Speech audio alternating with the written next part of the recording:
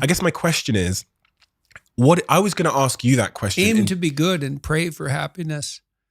So the question I was going to, is pretty much that is, what is a better question for me to ask you if I'm checking in on you? Because we asked that question with good intentions. Are you happy? What's a better question for me to ask Jordan Peterson? How are you doing? How are you doing? How are you doing?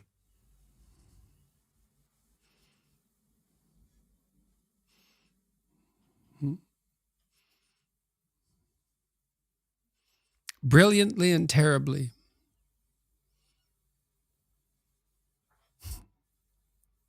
That's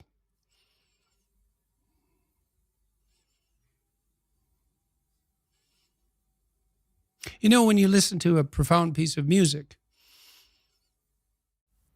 one that sort of spans the whole emotional experience, it's not happy.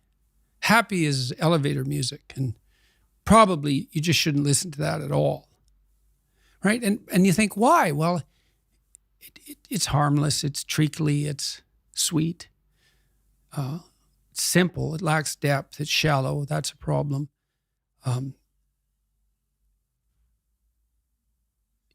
It doesn't have that deep sense of awe and horror, I would say, that is characteristic of the best of all music.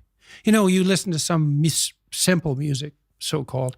Hank Williams is a good example. The blues cowboy from the 50s who died of alcoholism when he was 27 and whose voice sounds like an 80-year-old man. Simple melody, but there's nothing simple in the song and in the voice. It's deep, it's like the blues. It's like black blues in the States from the 20s, and this was certainly influenced by that tradition.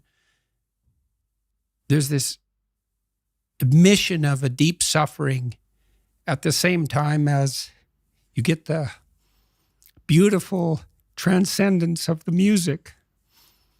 And that's meaning, that's awful in the most fundamental sense, but you need an antidote to suffering, and it has to be deep. And deep moves you tectonically, and it's not a trivial thing.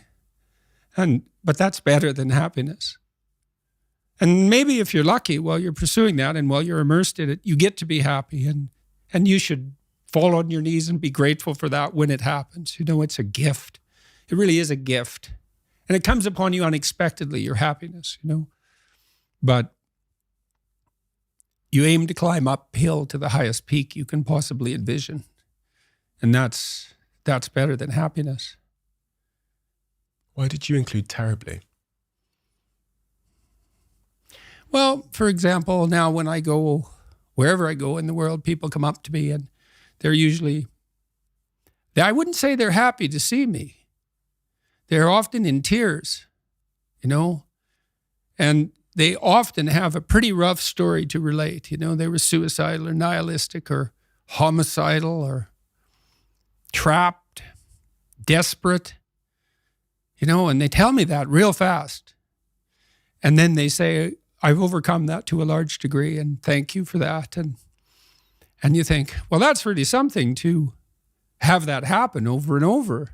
In some ways, you might think, well, how could anything better possibly happen to you than to have people come up to you all over the world, strangers, and open themselves up like that, like they're old friends so quickly.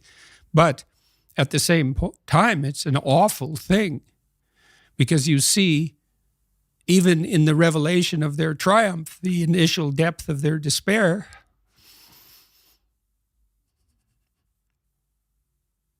So I wouldn't change that.